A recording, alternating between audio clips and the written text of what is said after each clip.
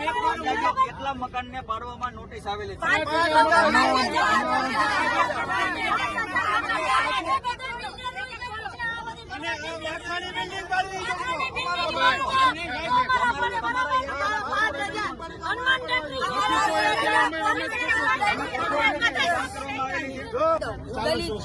બરોબર 40 વર્ષ થયા અમે હનુમાન ટેકરીમાં રહી છીએ. અમે ભેગી કરી અને અમે મકાન બનાવ્યા છે. અત્યારે 3500 મકાન એ લોકો પાડે છે.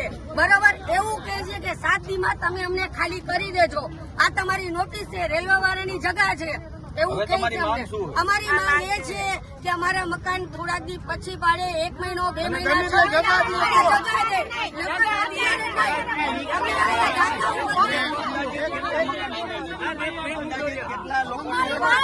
ટોટલિંગ હનુમાન ટેકરી છે.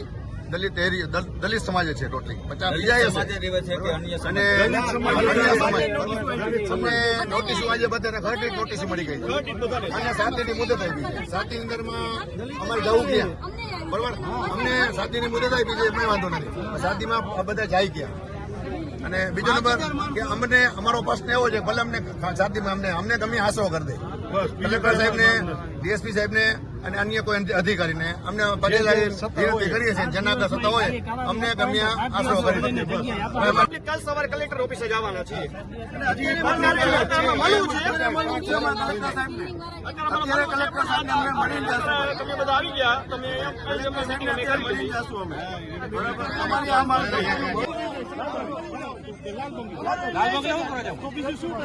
શું કરવા જાવ? નોટિસ દે તો એનો કાયદેસર લડાઈ. લાલ બગલે બેંક થોડું થાય કે તો શું કરો?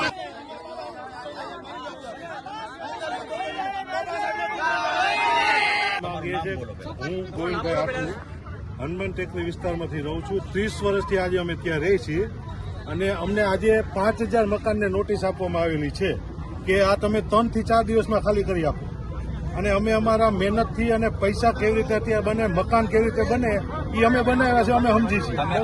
તંત્રને રજૂઆત કરેલી, કોર્પોરેટરને ઘણી વખત કરેલી છે. અને સ્થાનિક કોર્પોરેટર કોણ કોણ છે? અમારા રાહુલ બોરીચા છે, છે અને જ્યોતિબેન ડાંગર છે, પછી શેખ સાહેબ છે, કોર્પોરેટર.